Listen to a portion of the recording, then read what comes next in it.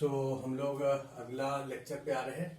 Optics 108 exercise 4 question number 11। Exercise 4 का question number 11 पहले करिए। लिखा है a ray of light travelling in transparent medium fall on a surface separating the medium from air at an angle of incidence 45 degree. ये medium है, light incident किया है, angle of incidence 45 degree है और इधर एयर है, this is air. इसके बाद लिखा है the ray undergo total internal reflection if n is refractive index of medium with respect to air select the possible value of n. N का क्या क्या वैल्यू होगा ये बताना है। यहां पर टोटल इंटरनल रिफ्लेक्शन हो रहा है। इस क्वेश्चन का की पॉइंट क्या है, यहां पर टोटल इंटरनल रिफ्लेक्शन हो रहा है। तो भैया टोटल इंटरनल रिफ्लेक्शन का क्या कंडीशन होता है, angle of incidence i greater than theta C. ये पॉइंट आपको इस क्वेश्चन में लिखना था। अब आई का वैल्यू कितना है 45 डिग्री ग्रेटर देन थीटा सी। दोनों तरफ साइन ले लो।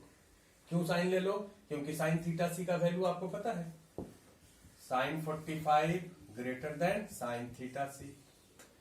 Sign 45 1/√2 greater than sine theta C कितना होगा इस दोनों मीडियम के लिए, साइन थीटा का वैल्यू μ1/μ2, इसका रिफ्रैक्टिव इंडेक्स बाय इसका रिफ्रैक्टिव इंडेक्स।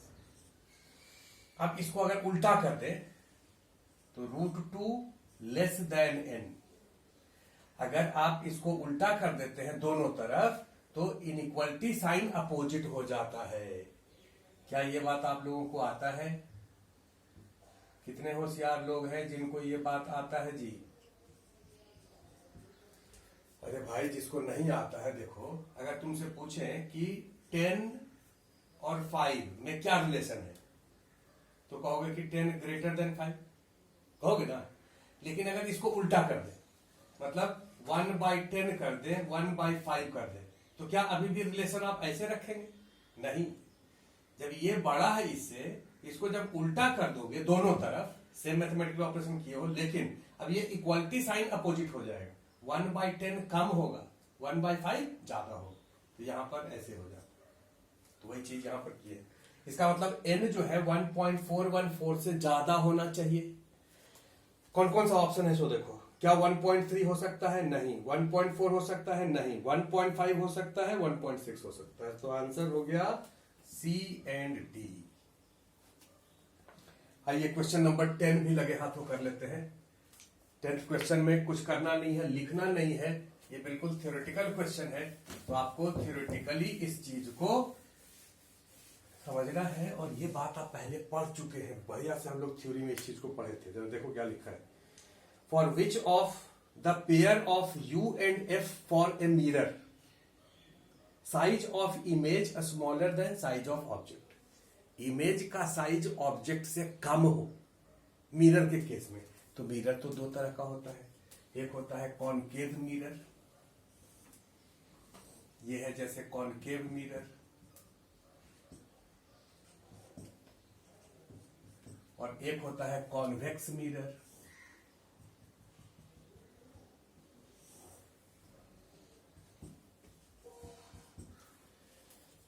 ऑब्जेक्ट से इमेज छोटा होना चाहिए। बोलो किस किस केस में होगा? कौशल देखिए, ऑब्जेक्ट यहां पर अगर रखेंगे तो इमेज यहां बनेगा लेकिन बड़ा होगा। ऑब्जेक्ट यहां रखेंगे तो इमेज यहां बनेगा, छोटा होगा। तो ये केस होगा। उसी तरह से ऑब्जेक्ट यहां रखेंगे तो इमेज यहां बनेगा, छोटा होगा। उसी तरह यहां देखो, ऑब्जेक्ट अगर यहां रखते हैं तो इमेज यहां बनता है, तो यहां ऑब्जेक्ट रखेंगे तो इमेज यहां छोटा होगा। याद है ना भाई, ये बड़ा समंदर है, ये छोटा समंदर है, छोटे समंदर का मछली छोटा होता है। ऑब्जेक्ट अगर इधर रखेंगे तो इमेज यहां बनेगा और वो छोटा होगा। ये आपको याद है। अब इसी पर देखिए, इसको ऑप्शन से हम लोग चेक करते हैं। पहला ऑप्शन है U-10 F20। F20 किसका, इसका कि इसका? पॉजिटिव F किसका होता है, इसका। तो इसका सपोज करो F20 है और U का वैल्यू -10 है, तो U का वैल्यू -10, मतलब ऑब्जेक्ट यहां रखा है।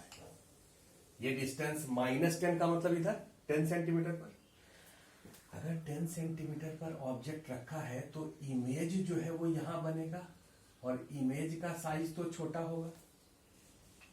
तो ये तो कह रहा है कि किस केस में इमेज का साइज छोटा होगा, तो इस केस में छोटा होगा, पहला ऑप्शन सही हो गया। दूसरा है u-20 f-30। f-30 किसका? इसका, मतलब इस मिरर के लिए आपसे पूछा जा रहा है u कितना होना चाहिए?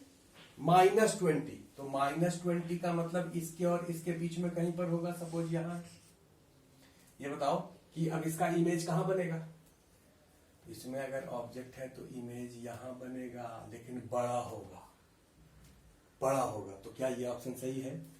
ऑप्शन में तो कहा जा रहा है कि छोटा होना चाहिए, तो ये गलत हो गया। इसके बाद C में F माइनस है और D में भी F माइनस है, मतलब C और D भी इसी के लिए पूछा गया है, उसका काम हो गया। पहले D हम लोग चेक कर लेते हैं, क्योंकि D में -30 है।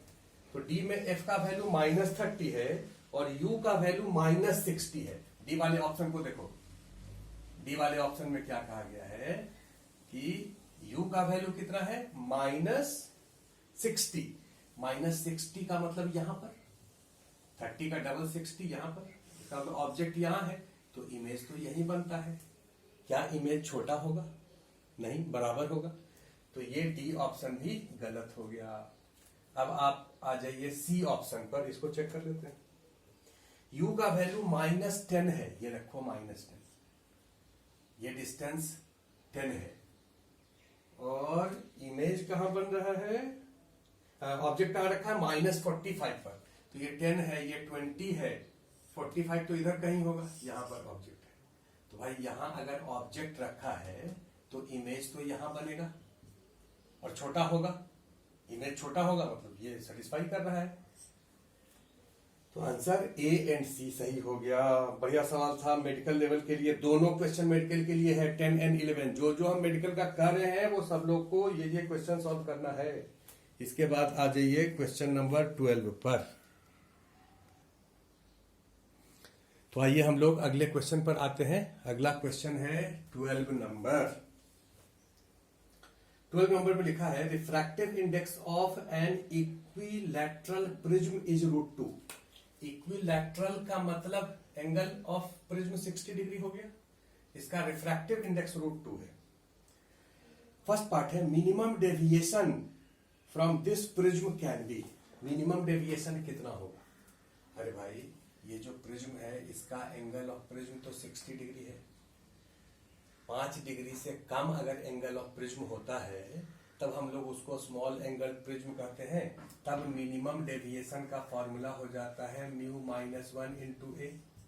लेकिन क्या इस केस में आप ये लिखेंगे? नहीं, इस केस में प्रिज्म फॉर्मूला आपको लिखना पड़ेगा। और प्रिज्म फॉर्मूला क्या होता है?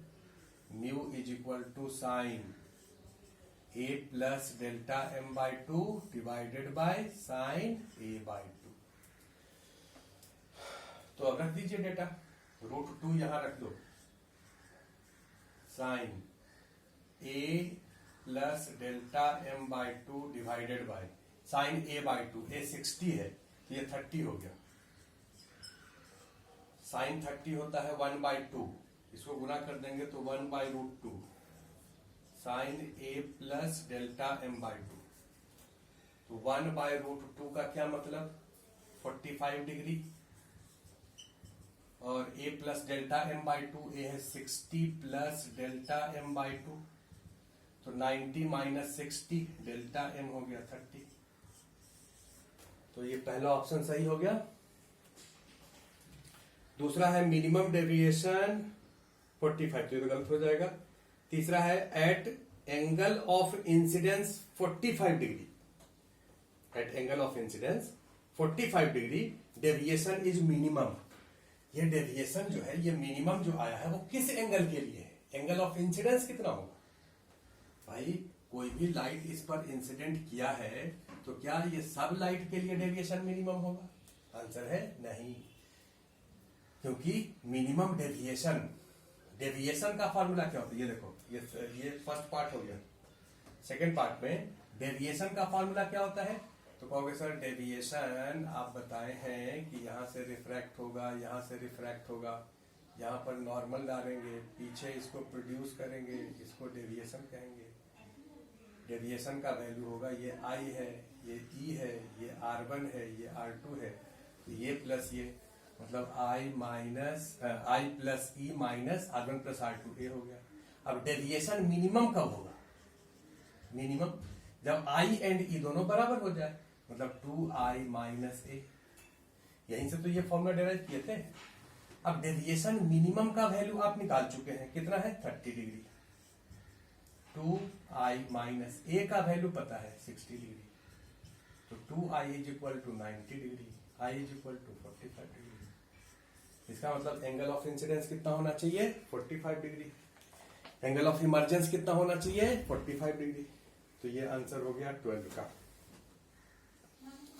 अब आइए क्वेश्चन नंबर 13 पर। ऐसा क्वेश्चन हम लोग पहले किए हैं, तो ये क्वेश्चन तो सब लोगों से बन जाना चाहिए, लेकिन जो ग्रेट लोग हैं, ज्यादा पढ़ाई कर रहे हैं, उनसे शायद नहीं बना हो, तो कोई बात नहीं, उनके लिए भी चलिए 2 मिनट और दे दिए। 2 मिनट हम इसमें और दे देते हैं। क्या लिखा है सो देखो, a concave mirror focal length F, ये concave mirror focal length F, image of 2 times larger, image का साइज डबल होना चाहिए। Then object distance from mirror, mirror से कितने डिस्टेंस पर ऑब्जेक्ट को रखें?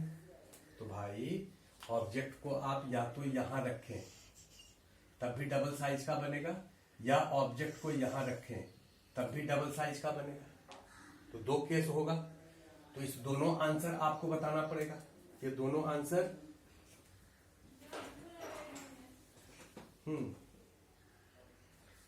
Then object distance from mirror, तो मिरर से ऑब्जेक्ट डिस्टेंस क्या होना चाहिए? 2 आंसर आएगा। मिरर का फॉर्मूला क्या होता है? 1/v plus 1/u 1/f magnification minus v/u।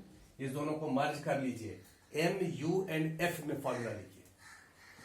तो आप क्या करिए, u से मल्टीप्लाई कर दीजिए, ये हो जाएगा u/v plus 1 equal to u/f। u/v को आप क्या कहेंगे?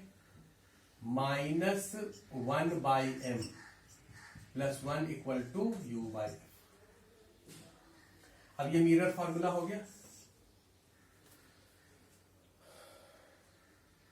अब यहां पर 2 केस आएगा, एक ये पहला केस, केस 1। तो केस 1 में इमेज तो यहां बनता है, तो केस 1 में मैग्निफिकेशन m1 कितना होगा +2, और केस 2 में इसका इमेज यहां बनेगा, इसमें मैग्निफिकेशन कितना होगा -2। इमेज साइज तो डबल हो गया। अब इस वाले फर्स्ट वाले केस में अगर ये डिस्टेंस निकालना है तो इसमें साइन रखिए, इसमें साइन रखिए, इसका साइन अपने आप आएगा। रखिए -1/m के जगह क्या रखें +2 प्लस 1 इक्वल टू u, इसमें साइन नहीं रखना है, बाई f। इसका फोकल लेंथ क्या है? नेगेटिव, कॉनकेव मिरर दिया हुआ है ना जी, हाँ। तो u कितना हो गया 1 माइनस 1/2, 1/2 इधर आएगा तो -f/2। एक आंसर ये हो गया। माइनस का मतलब इधर डिस्टेंस f/2 होगा। इसी वाले फॉर्मूला में इस वाले केस को रखिए, -1/m के जगह रखो -2 प्लस 1 इक्वल टू u को छोड़ दो क्योंकि ये कैलकुलेट करना है, f के जगह रखो -f। तो 1 प्लस 1/2 3/2 f u माइनस, इसका डिस्टेंस होगा 3/2 f। अब यहां पर तो डिस्टेंस पूछा जा रहा है, डायरेक्शन तो अंडरस्टूड है कि इधर ही रखेंगे आप ऑब्जेक्ट को।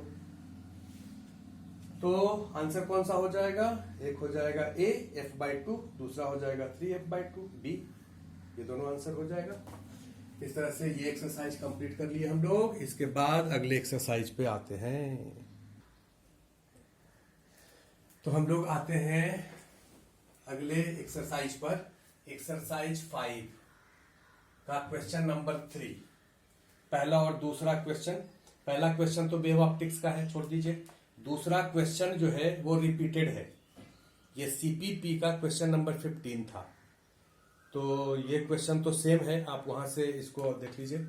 तीसरा क्वेश्चन जो है ये सबके लिए है, for medical student and for engineering, तो सब होता ही है, मेडिकल के लिए भी ये है, क्योंकि ये क्वेश्चन बिल्कुल थ्योरी पर बेस्ड है और थ्योरी आपको बताए। क्वेश्चन क्या है सो देखो, मैच द कॉलम करना है। पहला है कॉन्वेक्स मिरर वर्चुअल ऑब्जेक्ट, ये कॉन्वेक्स मिरर है, केवल इस पर अपना ध्यान लगाओ, इस चारों डायग्राम को भी छोड़ दो। ये कॉन्वेक्स मिरर है।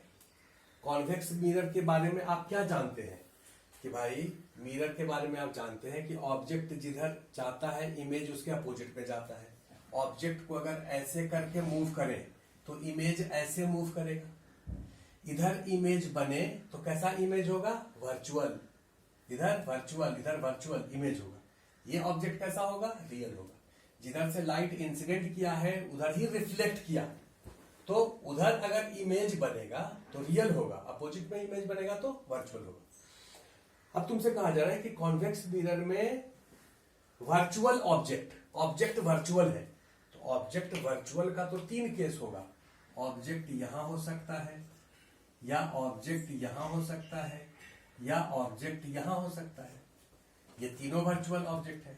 अगर ऑब्जेक्ट यहां है, यहां पर ये O1, तो उसका इमेज इधर बनेगा ना जी। ये पोल है, यहां से यहां ऑब्जेक्ट होता है तो इमेज यहां से यहां जाता है। तो अगर ऑब्जेक्ट यहां होगा तो इमेज इधर बनेगा, तो इमेज इधर कैसा होगा, रियल। ये O का I1, ये ऑब्जेक्ट O2, इसका इमेज कहां होगा, तो इसमें ऑब्जेक्ट है तो उसका इमेज इसमें बनता है, तो इसका इमेज इसमें बनेगा और इससे बड़ा होगा। सपोज करो ऐसे, अगर इधर ही इमेज है इधर ही ऑब्जेक्ट है तो वो इन्वर्टेड होगा। Virtual image virtual object inverted होता है, तो ये हो गया I2। और अगर ऑब्जेक्ट ये है O3 सपोज, तो इमेज इसके बीच में बनेगा। ऑब्जेक्ट ऊपर है तो मान लेते हैं यहां बन रहा है, तो ये तो डिमिनिश्ड होगा इससे, ये हो गया I3। तो कॉन्वेक्स मिरर वर्चुअल ऑब्जेक्ट अगर है तो कौन कौन सा होगा, रियल इमेज, बिल्कुल वर्चुअल ऑब्जेक्ट है तो रियल इमेज, तो ए ऑप्शन मैच कर गया। दूसरा वर्चुअल इमेज, बिल्कुल ये वर्चुअल ऑब्जेक्ट है उसका ये वर्चुअल इमेज है, ये वर्चुअल ऑब्जेक्ट है उसका ये वर्चुअल इमेज है, तो ये भी सही है। मैग्नीफाइड होगा, बिल्कुल इस केस में मैग्नीफाइड है। यहां पर जब रखेंगे तो मैग्नीफाइड होगा। उसके बाद डिमिनिस्ड भी होगा। ये जो ऑब्जेक्ट है यहां पर रखा है तो उसका इमेज ये बन रहा है, ये इमेज कैसा है, डिमिनिस्ड है। नो इमेज फॉर्म, तो इमेज तो फॉर्म होगा। तो इसमें ऑप्शन ABCD चारों हो जाएगा, ABCD। क्वेश्चन क्या दिया हुआ था कि मिरर कॉन्वेक्स है, मिरर कैसा है, कॉन्वेक्स है, और ऑब्जेक्ट कैसा है, वर्चुअल है। तो कौन कौन सा ऑप्शन, तो उससे कौन कौन सा मैच होगा, तो भाई ऑब्जेक्ट अगर वर्चुअल यहां पर है तो इमेज रियल बनेगा ना जी, मैग्नीफाइड भी होगा, तो मतलब इधर रियल वाला सही हो गया, मैग्नीफाइड सही हो गया। अब वर्चुअल अगर यहां पर ऑब्जेक्ट है तो इमेज यहां बनेगा ना जी, इमेज कैसा होगा, वर्चुअल होगा और मैग्नीफाइड होगा, तो वर्चुअल वाला भी सही हो गया, मैग्नीफाइड तो आप पहले सही कर चुके हैं। और अगर ऑब्जेक्ट यहां पर है तो इमेज यहां बनेगा, वर्चुअल होगा और डिमिनिस्ड होगा, तो वर्चुअल तो पहले सही कर चुके हैं, डिमिनिस्ड वाला भी सही हो गया, तो इधर 4 ऑप्शन सही हो गया।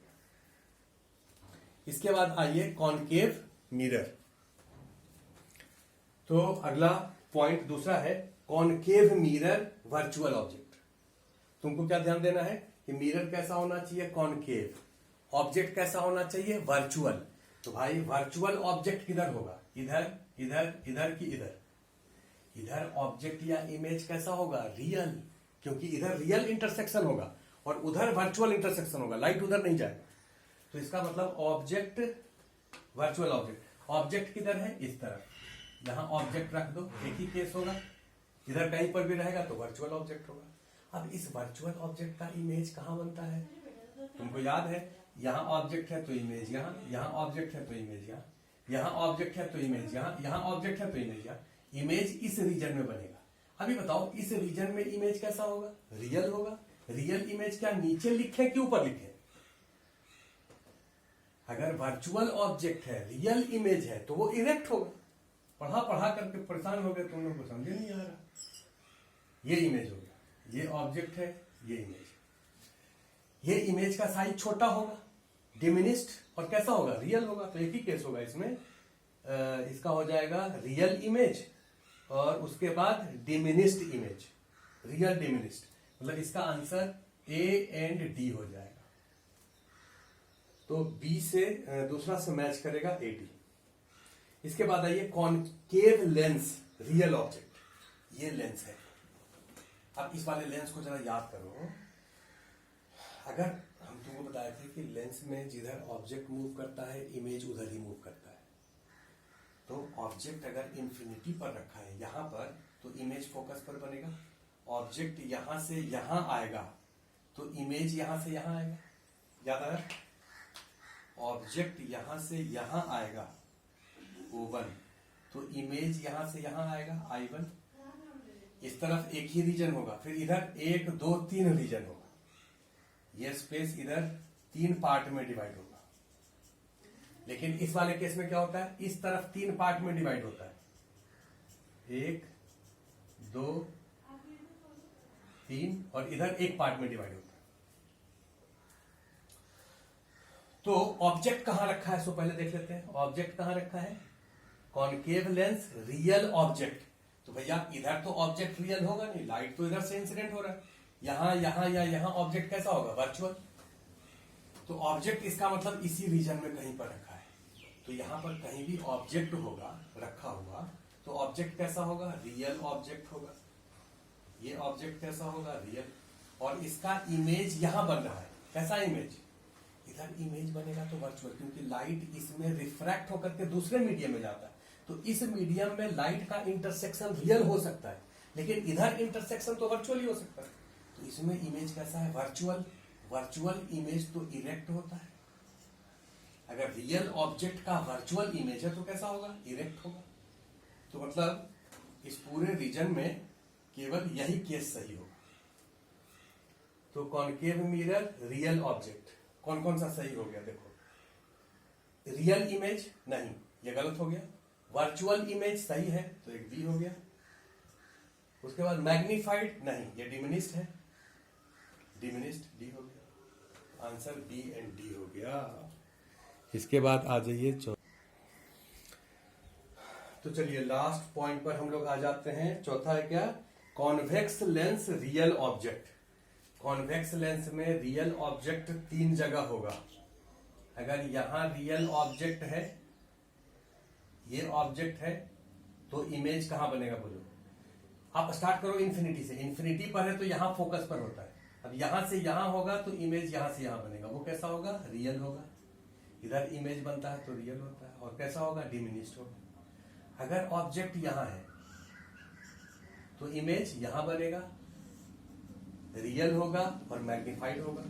ये O2 का, ये I2 हो गया, ये I1 हो गया। और अगर ऑब्जेक्ट इधर है तो इमेज इधर ही बनता है। सपोज करो यहां बन रहा है, और इमेज कैसा होगा, बड़ा होगा, O3 का, ये I3 हो गया। तो अगर रियल ऑब्जेक्ट है तो 3 केस होगा। इस वाले केस में अगर देखें तो इमेज कैसा होगा, रियल होगा, डिमिनिस्ड होगा। तो इधर रियल इमेज सही है, डिमिनिस्ड सही है। तो रियल इमेज का मतलब ए सही है, उसके बाद सी सही है। अगर ऑब्जेक्ट यहां पर है तो इमेज यहां बनेगा, रियल होगा, मैग्नीफाइड होगा, तो मैग्नीफाइड वाला भी लगा दो, और डिमिनिस्ड वाला भी लगा दो। डिमिनिस्ड वाला डी है, मैग्नीफाइड भी हो गया। उसके बाद अगर यहां पर है तो ये वर्चुअल है, तो वर्चुअल वाला भी सही हो गया, मतलब बी भी सही हो गया। तो चारों ऑप्शन इसमें सही हो जाएगा। ये हो गया क्वेश्चन नंबर 3। इस एक्सरसाइज में तो केवल एक ही क्वेश्चन था। इसके बाद हम लोग आते हैं अगले एक्सरसाइज में, एक्सरसाइज नंबर 6 पर आते हैं। चलिए हम लोग अगले एक्सरसाइज पर आ जाते हैं। अगला एक्सरसाइज है एसर्शन रीजन। एसर्शन रीजन का पहला सवाल, a beam of light containing radiation of only 2 wavelength is incident on A prism. एक प्रिज्म है, ये एक बीम है, इसमें दो वेवलेंथ प्रेजेंट है, दो वेवलेंथ कोई भी, तो दो वेवलेंथ में एक बड़ा होगा एक छोटा होगा, दो अलग अलग वेवलेंथ होगा। तो हम लेट कर लेते हैं कि इसमें जो वेवलेंथ प्रेजेंट है वो वायलेट एंड रेड है। सपोज इसमें कौन कौन सा वेवलेंथ प्रेजेंट है, वायलेट एंड रेड। ये जब एयर में चल रहा था तब तो दोनों साथ साथ ऐसे ही चल रहा था। It is found that radiation of one wavelength come out from face AC। इस वाले फेस से एक वेवलेंथ बाहर निकल गया, face AC of prism, but radiation of other wavelength does not. लेकिन यहां से दूसरा वेवलेंथ बाहर नहीं निकला। अगर इसमें जो कम वेवलेंथ हो, देखो ये मेडिकल वाले के लिए बहुत बढ़िया सवाल है और आपको आगे से याद रखना है, अभी हम समझा रहे हैं, इसको आगे से याद रखना। अगर सपोज करो कोई लाइट इंसिडेंट किया है तो जिसका वेवलेंथ सबसे ज्यादा है, जिसका वेवलेंथ ज्यादा है वो बाहर निकल जाएगा। जिसका वेवलेंथ कम है वो, अगर हम कहें कि दो वेवलेंथ इंसिडेंट हो रहा है, एक बाहर निकल रहा है और एक नहीं निकल रहा है, तो मतलब जो बाहर निकल रहा है वो ज्यादा वेवलेंथ वाला है, जो नहीं निकल रहा है वो कम वेवलेंथ वाला है। क्योंकि कम वेवलेंथ वाले का यहां पर टोटल इंटरनल रिफ्लेक्शन हो गया होगा। वायलेट, और जैसे क्वेश्चन में अगर तुमसे पूछे कि वायलेट रेड है, प्रिज्म से पास किया, तो बताओ अगर एक वेवलेंथ बाहर निकलता है एक नहीं निकलता है तो कौन सा बाहर निकलेगा, तो कहोगे कि रेड बाहर निकलेगा और वायलेट बाहर नहीं निकलेगा। रेड का डेविएशन कम होता है और वायलेट का डेविएशन ज्यादा होता है। अब इसको हम कैसे एक्सप्लेन कर रहे हैं जरा देखिए। सपोज करो कि ये वाला जो रे है इसमें वायलेट से रेड तक, ये वायलेट और रेड ये दो कलर था। जब यहां पर इंसिडेंट हुआ तो एंगल ऑफ इंसिडेंस 90 डिग्री है, तो इसका मतलब रिफ्रैक्ट होकर के इसी डायरेक्शन में जाएगा। रेड का डायरेक्शन यही होगा, वायलेट का भी डायरेक्शन यही होगा। अभी ये दोनों स्प्लिट नहीं करेगा, यहां पर डिस्पर्सन नहीं होगा, आप कह सकते हैं, क्योंकि इसका भी एंगल ऑफ इंसिडेंस 0 है और इसका भी एंगल ऑफ इंसिडेंस 0 है, तो एंगल ऑफ रिफ्रैक्शन तो इसमें दोनों में 0 होगा। लेकिन अगर इस सरफेस पर सपोज करो प्रिज्म अगर ऐसे रहता और यहां पर कोई लाइट ऐसे इंसिडेंट करता जिसमें कि रेड एंड वायलेट दोनों होता, रेड एंड वायलेट दोनों होता, तब यहां से रेड जो है वो ऐसे जाता और वायलेट जो है वो ऐसे जाता, क्योंकि रेड ऊपर होता है वायलेट नीचे होता है। क्यों? क्योंकि म्यू आर ये कम होता है म्यू वी से। वायलेट का रिफ्रैक्टिव इंडेक्स ज्यादा है इसलिए उसका डेविएशन ज्यादा होगा। डेविएशन का फॉर्मूला क्या होता है, म्यू -1 इंटू ए। तो अगर डेल्टा वी पूछेंगे तो आप कहेंगे म्यू वी -1 इंटू ए, और डेल्टा आर पूछेंगे तो म्यू आर -1 इंटू ए। तो म्यू जिसका ज्यादा है उसका डेविएशन ज्यादा होगा, इसका डेविएशन ज्यादा होगा। यहां से जब बाहर निकलेगा तो ये ऐसे और ये ऐसे बाहर निकलेगा, इसका डेविएशन और इसका डेविएशन, इसका डेविएशन ये हो गया और इसका ये हो गया। लेकिन अगर ऐसे इंसिडेंट किया तब तो इसी डायरेक्शन में बाहर निकला। अब देखो यहां पर जब रे आया तो इनिशियल डायरेक्शन रे का ये था। अगर यहां से दोनों रे सपोज करो बाहर निकल जाता, कब दोनों रे निकल जाता, जब ये angle of incidence critical angle से कम होगा।